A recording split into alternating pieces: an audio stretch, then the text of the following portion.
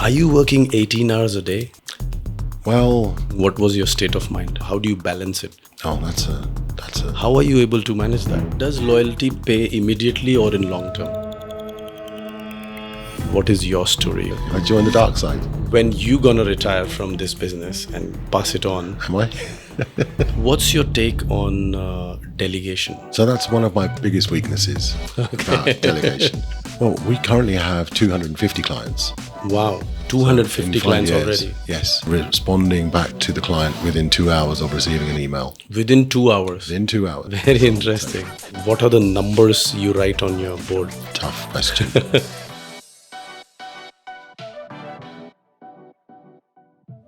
Parminder, welcome to QNA TechCast once again. Thank you. for How are having you me this back. trip? Yes, all good, thank you. And it's a pleasure to be back in this wonderful office of yours, Ankit. I know you have been here before and you have spoken on more technical and more topic like cybersecurity and payment security landscape. Today it's going to be a little different. Sure. So my name is Ankit Shukla. I'm the founder and managing director of QNA Group. As you know what we do, we have met at one of the conferences and I think that was just the start. Now we are meeting, I think, once or twice every quarter. Yes. And our relationship has gone deeper from Dubai to South Africa to here, and then we'll be seeing soon in Doha. So tell us a little bit about One Cyber Valley. I know you are the CEO and founder of One Cyber Valley. Today I'm more interested to know your journey, your personal journey, how you started the company and where you are today and what's your vision. That's the topic of today for both of us, two founders meeting. So let's start the journey. Sure. So I'm Parminder Lall, CEO and founder of One Cyber Valley. My journey in PCI started in around 2005 when I was working for an airline, a British airline. And I managed to get onto the PCI project because it was brand new at the time. And the airline being the airline it was, they wanted to be the first pioneers of Yes. achieving PCI DSS. So I led that program and then worked with the security department to basically deliver PCI DSS.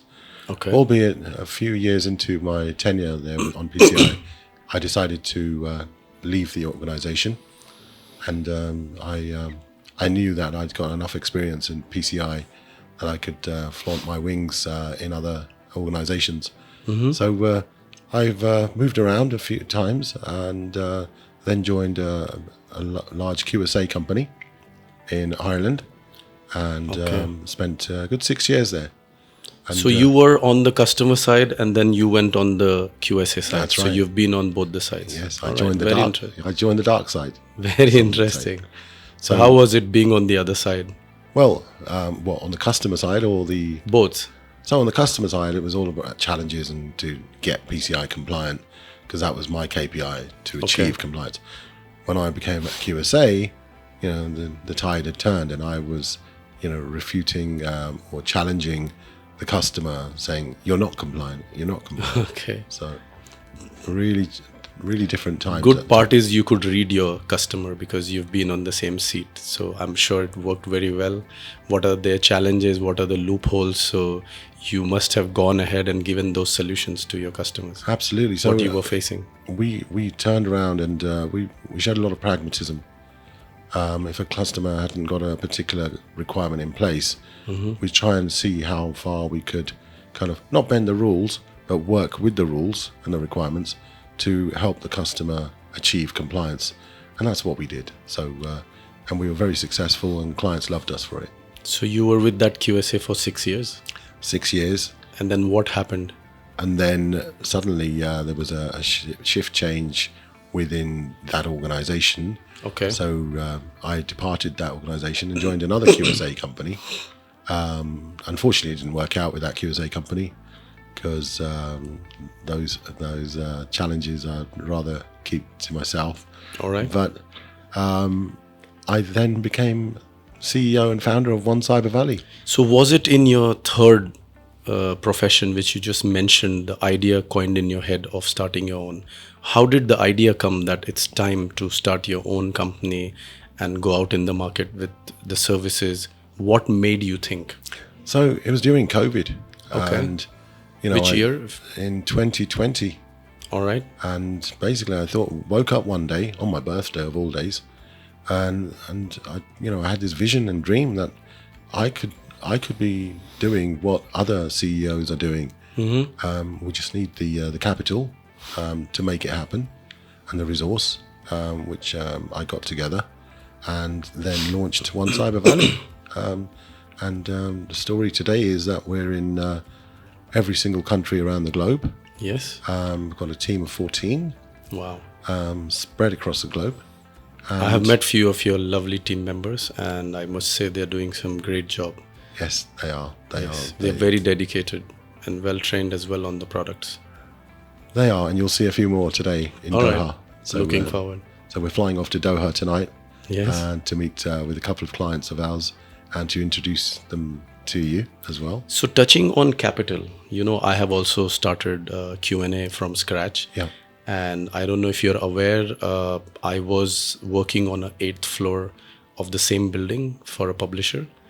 And again, things was not going in my career as I wanted to grow, the speed and the atmosphere. So I decided one day that no matter what, I would have a hand cart in my hand with some vegetables, but it has to be my own business.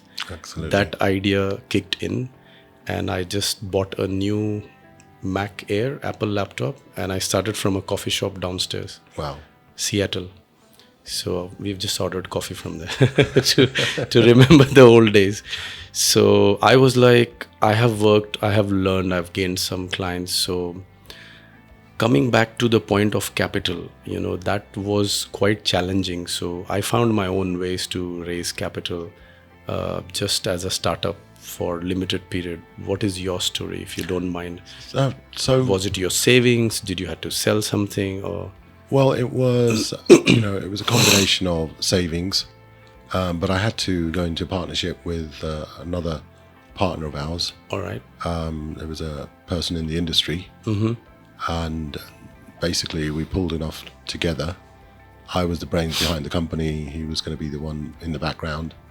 Unfortunately, after a couple of years, after 4 years, it didn't quite work out with that partner, and we've gone through a process of him leaving the business, and obviously with that comes the shareholding and the kind of the remuneration we're going to have to give him. So that's a side topic. Yes. But we've managed to pull together at the time the funds to. So during the split, were you nervous? Were you having thought like how I'm gonna manage everything alone, or you were quite confident? What was the thing in your mind? Well, that was it, Ankit. I had to go into a partnership because I didn't want to raise the capital by myself. I had the funds, but I wanted to spread the risk because. So when he was leaving, what was your state of mind? Well, when he was leaving, obviously I then had the reins to manage the company myself. All right. You were prepared. Yeah, and that's what I've been doing since for the last 2 years. Amazing. So obviously I and you met through one of the conferences which QNA produces called Payment Security Summit Series. Yep. It's a series of conferences which we are doing. We have successfully covered India, Dubai, Saudi, South Africa. We are doing Egypt, Turkey, few more countries this year. This is our second year in the series. Thanks to PCI Council and our sponsors and speakers who have helped us together to put together this conference. You have been part of few of them, and you are going to be part of the next ones because, as you said, your company is spread across the globe. And I've met your team members. They are in different parts of the world doing brilliant work, servicing your client. And I've heard from your clients as well. We are going to see some of your clients together. So I've heard some great stories. What do you feel of the concept which we have created since last year to this year? And what do you think how it's progressing? I think, first of all, it's commendable what you've done. Thank you. Compared to any other conferences we've been to. And some of our client feedback is, well, it's, your conference is just another conference, and trying to get buy-in for those clients has been difficult. But what the world needs to know is you guys have thought outside of the box. Thank you. By promoting your events and inviting kind of the royal families of the countries in question and the premierships, from Prime Minister's office to the royal family's office. Nobody would have, the kind of the means to do that in a normal world, but you've somehow you've managed to. So it's pull our this off. experience put together. So I've been in this industry since last 15 years, same as you. You're a veteran of your industry, and that's how your company kick-started quite well. I'm sure within the first 2 years you had all the logos and you had all top customers. That's why you went on yourself and survived and flourished. Same thing happened to me as well. So what we are trying to do with the team members is putting together all the strengths we have learned and the new talent. We listen to our staff, we listen to the market, and we feel, yes, we are touching a very niche topic, but why not bring everybody to talk on that topic, right? Payment security is not a very vast topic as cybersecurity, but if we bring everybody together, it is one of the biggest problem and one of the biggest challenges world is facing, right? Payments. You can talk a little bit about, what you feel and what's happening in this industry. Well, on first, the payments side. For a start, with your organization, what I've found is you're very inclusive. So you all work from one office. There's no such concept as remote working, which we're accustomed to. So your team is, gelled together, working together, and coming up with great ideas and sharing those, bouncing off each other. And even from what I've seen today, they're basically seem to be enjoying themselves. Yes. So that's a hats off to you there, Ankit. So how do you manage working remotely? That is what was going to be my next question, because that's something which we have done it during the pandemic, but when the pandemic got over, we quickly gathered together ourselves. Maybe the nature of our business, we need to see each other more often, and behind the stage scenes and putting together all that production, stage, camera. Probably our business demands that. How about yours? And how do you keep your people motivated when you're like 10 hours away from each other, flying distance? Different time zones, and I think you've got people sitting across at least 10, 15 countries. How does it work for you? So the first thing I've always done is try to be as inclusive as possible without actually being on site with the team. The team, as you said, are dispersed across the globe. So that's been a real challenge for us. But we've got a very strong project management team who coordinate and schedule the audits and compliance consultancy arrangements. We work very closely with our clients. So for us, it's never even felt like we're remote, even though we are. So that's kudos to everybody working for us. And you guys travel quite a lot.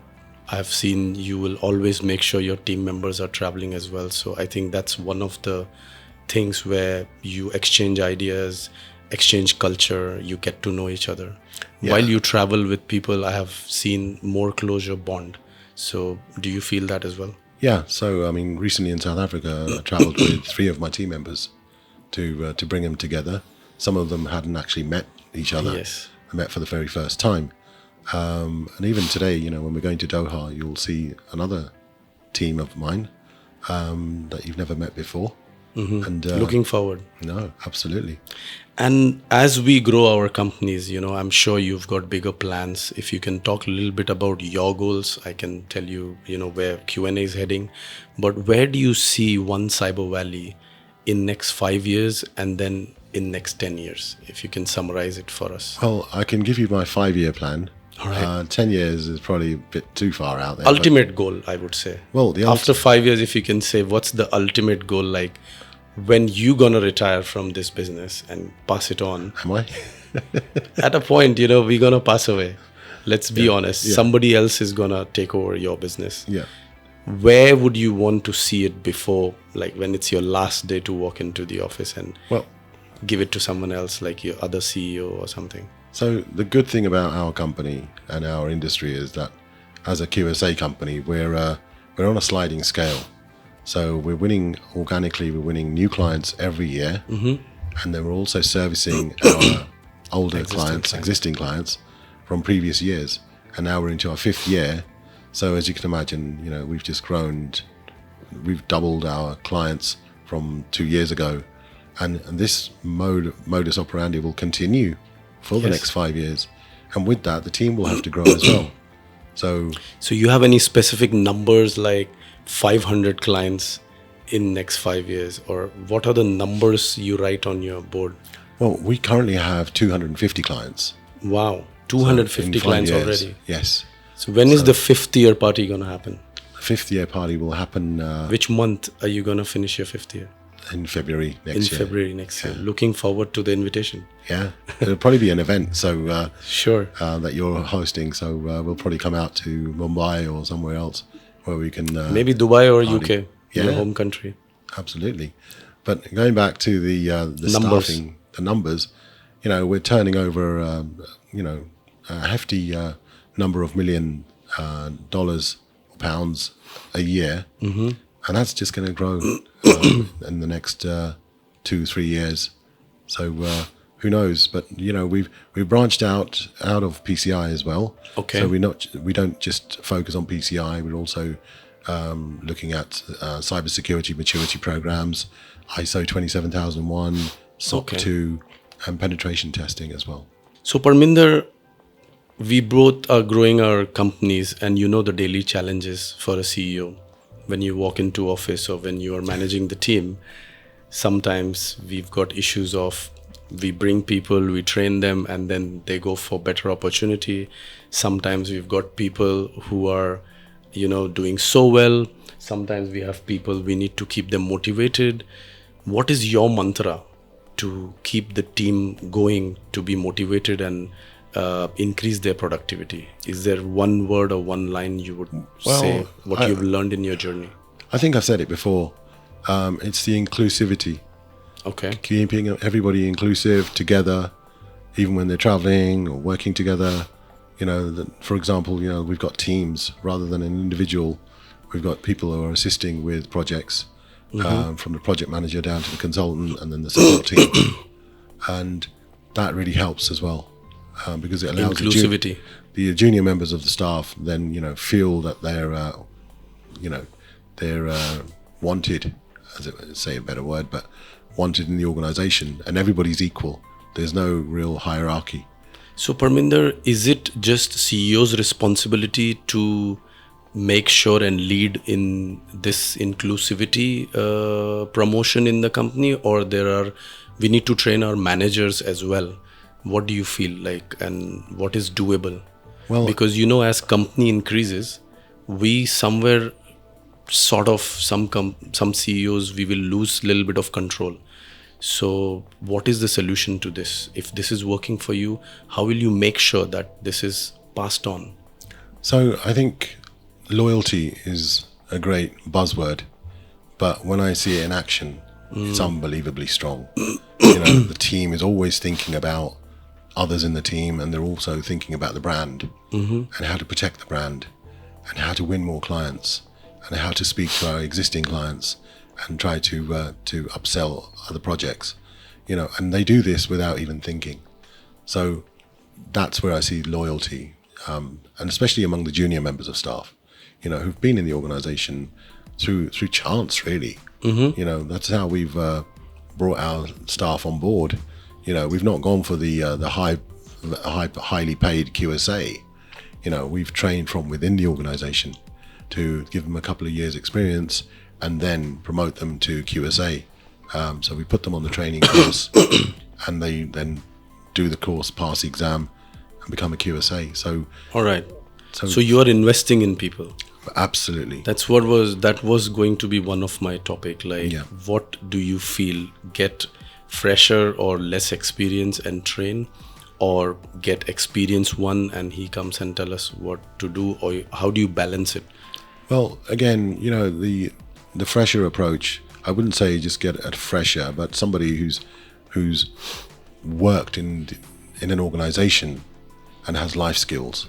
Even, and I say this to everybody, even going to university is a great life skill. You think, well, why would you get someone out of university? But no, they've been punctual, they've been on time, they've attended lectures, they've managed time management with their projects and their theses or whatever So they've done. do you see their mark sheet? Like, do you demand to see how well they did in the exams if you're hiring them, or No. No, you just judge while in the interview. That's right. Again, it's the university of life, but we like to bring people on board who are not a well, everybody says that, they're a cultural fit. I mean, define cultural fit. What kind of culture do you have, right?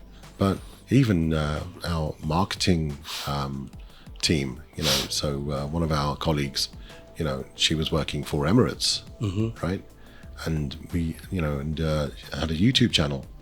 And what did I do? I was following her on YouTube, and then decided she came out with a vlog on YouTube to say, I'm looking for a new role. If anybody's can offer me a job, and I'd like to hear from you. And I reached out to her. All right. And that was nearly 3 years ago, and she's going strong. Wow. She had no marketing. She had marketing skills, but she worked for an airline, and that's all I wanted. Completely different industry, and you took a chance, and it worked Yeah. well for both of you. Exactly. Very good story. Very inspiring. But talk to me about your team. So I've seen them here today. They're very together. Yes. So tell me, how have you gone about recruiting your team?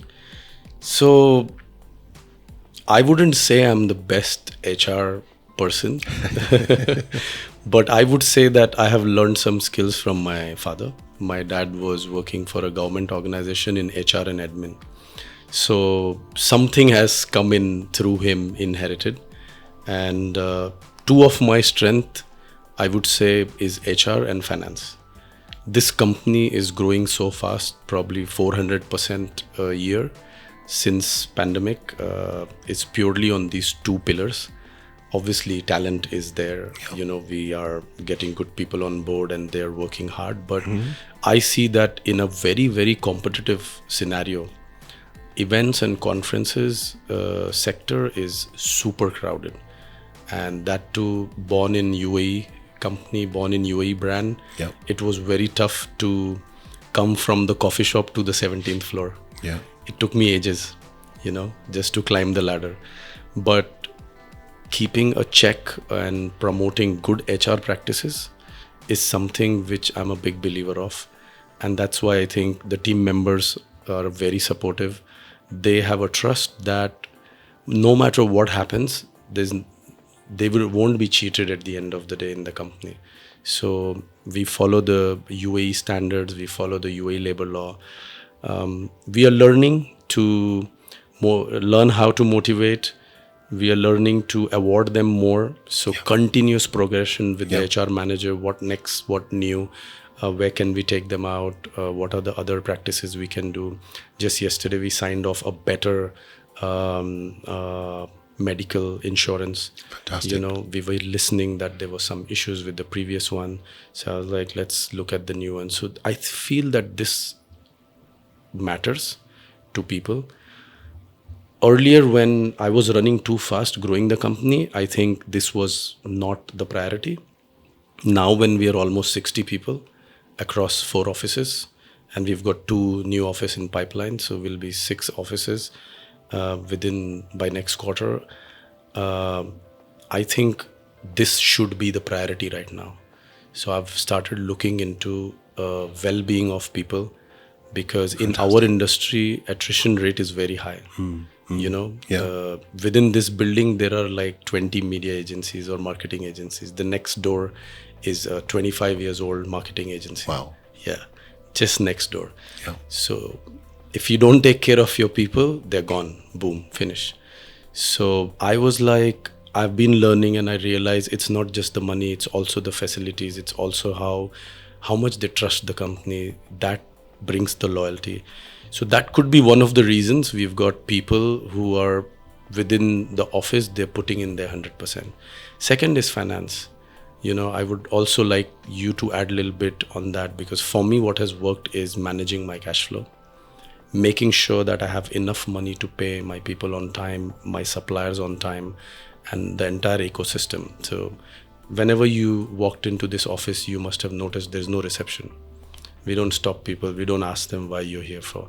They walk in straight. Even the delivery boys, all suppliers can walk in straight to my cabin, to finance cabin, to HR cabin, because we don't owe anything to anyone. Somehow I have reached to this stage that things working so well, without investors, without bank loans, pure from the profitabilities. And in the start, we have seen challenges, underpaid, took a salary cut for myself, and a lot of complaints like, our company doesn't pay well, this, that. But, I had to reach to a stage where there is enough money to take care of people who are already onboarded. And we've never delayed salaries. During pandemic, we were paying double, we were paying incentives. Wow. So yeah, we were hiring more people. So something has worked very well, and I would try to tell the listeners and to everyone else who's starting up or who is, scaling up, is take care of these two things. Yeah, absolutely. I'm not perfect, I'm learning, but I'm going to focus on these two things, finance and HR.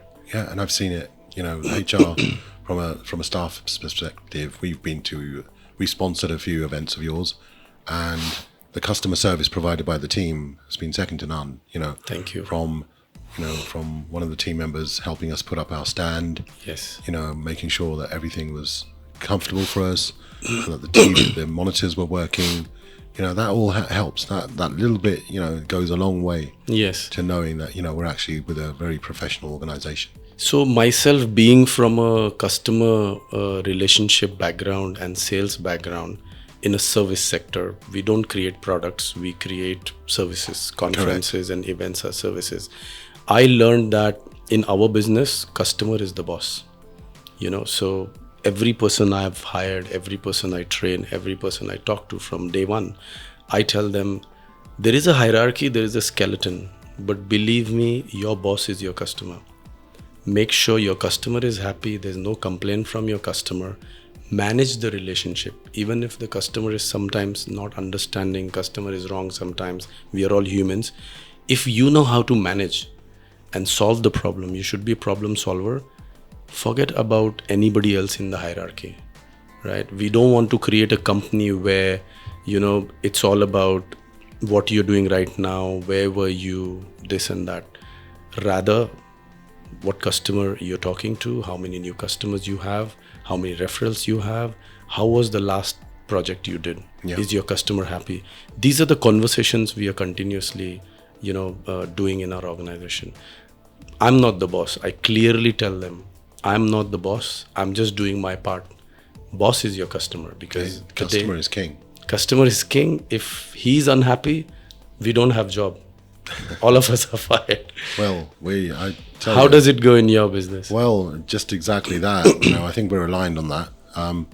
So this week we've got a client in Chennai, India, who's requested one of our QSAs to travel out on Monday to do their audit.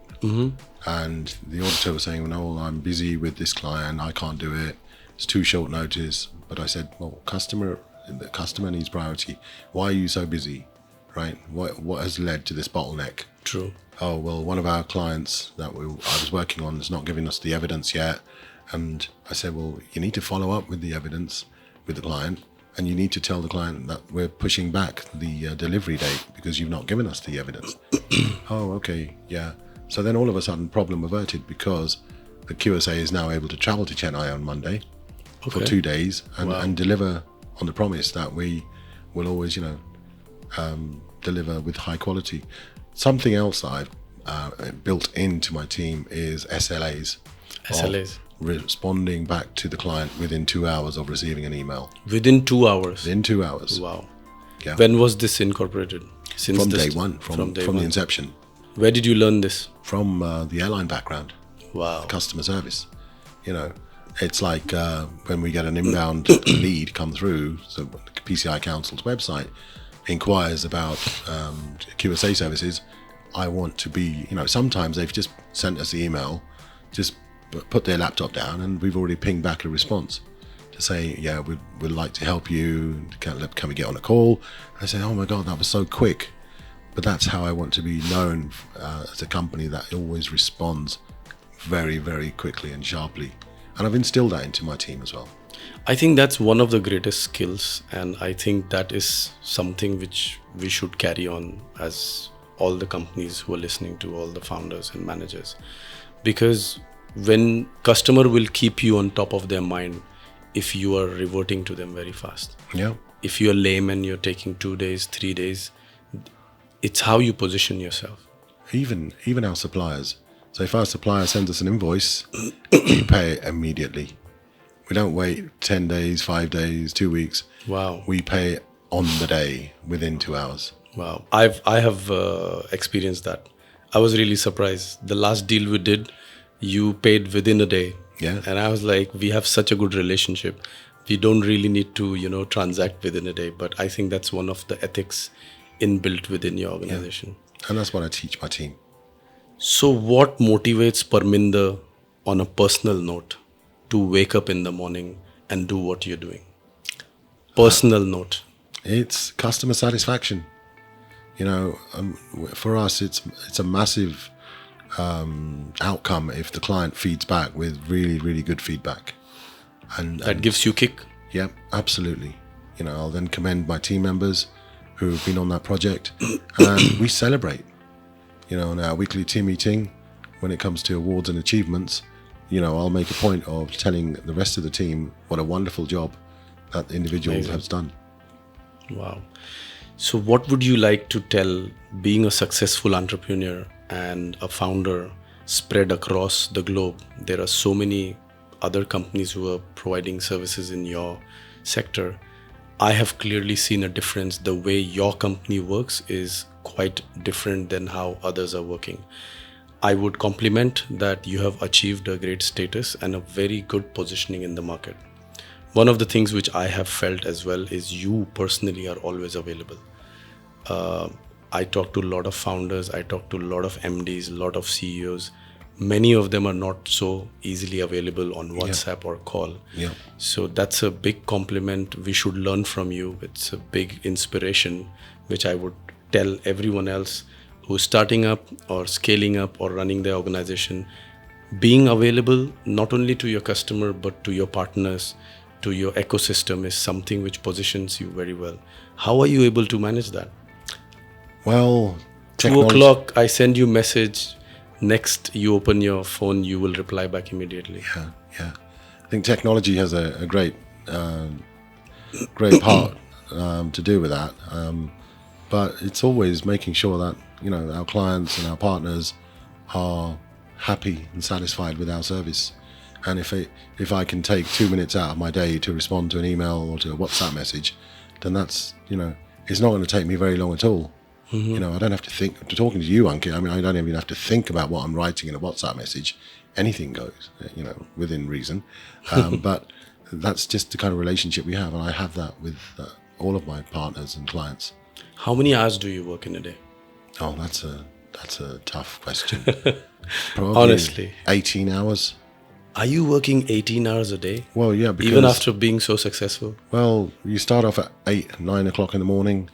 You service the Asia market, the India market, the Middle East, different time zones, the UK market, and then come 6 o'clock, 7 o'clock, the US wakes up.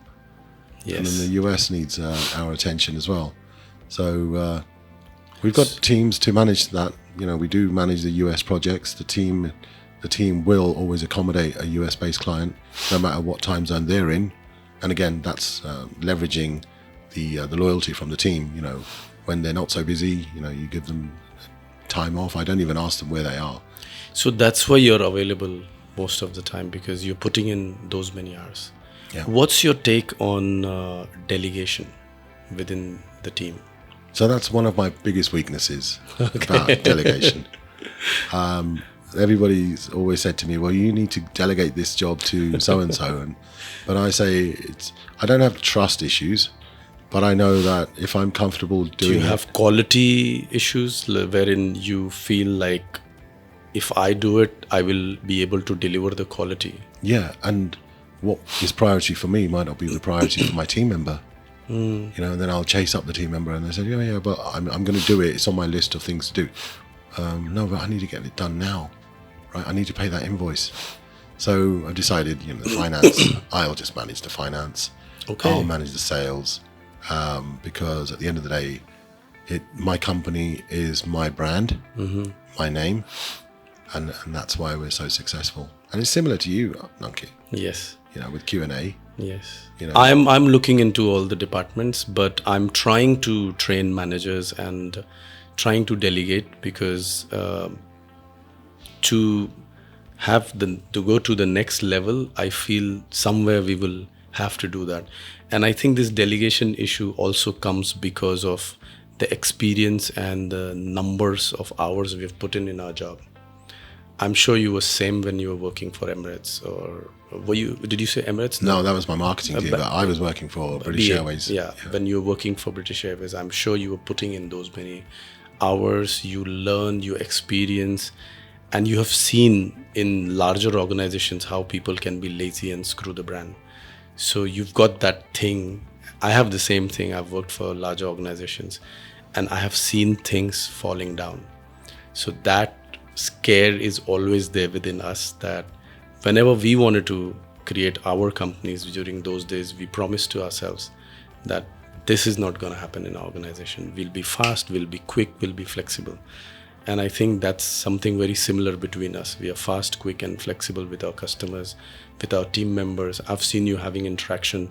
If a team member wants something, you will immediately approve it. I try to do the same thing. If it's something relevant to the business, it doesn't need to go through rounds and circles and hierarchies. Not at all. The way I see it is loyalty. So airlines have frequent flyer programs, right? So you're loyal to one organization. Yes. I've been loyal to the experience of life. All right. So having worked for the airline, I've always made sure that I fly with that airline now. And because of that, me flying with that airline, I get to see all my former colleagues at the airport. Wow. Just yesterday when I was flying to Dubai, I bumped into 3 or 4 of my former colleagues who were working at the airport, and we exchanged stories and talked about yesteryear and some, funny stories. But that builds up the camaraderie and it keeps you loyal to that organization. And that's why I say to my team as well, just remain loyal, but use our mantra within One Cyber Valley in your outside life as well. So does loyalty pay immediately or in long term? Because that's the confusion with a lot of people we hire and train. They all come from different backgrounds. They all come from different family issues or financial circumstances. We all have gone through that. So sometimes they're not having a very clear idea, like, okay, how long I have to be loyal till the time I get some big fruit or some lottery I'll win within the organization. So what's the real, how much patience they need to keep? I kept a lot of patience to get to my salary equal to where I left my job. Yeah. It took me probably 4 to 5 years, to pay myself what I was earning. And then it started growing from there. So 4 to 5 years is quite a lot. You have a family, you're taking care of a lot of expenses. Yeah. So should employees as well, managers as well give, because today a lot of people are not able to, or they don't know whether they'll be paid off in the end. So they want to jump quickly. What's your saying on that? Well, it's all about, like you said, individual circumstances. For, individuals, they've all got their challenges in life. But sometimes it's also becoming a fashion now, looking at social media, they feel everybody's traveling apart from me, I'm underpaid. What about those kind of people? Well, luckily for me, that's not happened yet. My team is always traveling, and even, my daughter says to me, Dad, you like to be inclusive with everybody. You want that inclusivity. When you've finished a day's work or you're at a conference, you want to be the center of attention by hosting, Get-togethers, get-togethers, dinners. outside events, dinners, because you want to make everybody happy. And that's the real key for us, is to make sure that our staff are happy working for us, and that money is always going to be a secondary option. But, Dubai, probably, like you said, they'll probably jump ship, but you'll find that they won't jump ship if they're looked after really well, and you're looking after them, and they're performing to the best of their ability. So that's one thing today we are going to take back from Parminder and learn from him, is inclusivity. That's something he's very proud of, and he feels that can really change the blood and the culture of organization. Keeping everyone included, informed, motivated, and I think that's great that we learned something from you today. No, thank you for having me, Ankit. No problem. It's been a pleasure. And We'll see you sometime soon. yeah, absolutely. I Thank will you. see you very, very soon. Thank you. In the next Payment Security Summit, Yes. probably. Thank you so much. Thank you.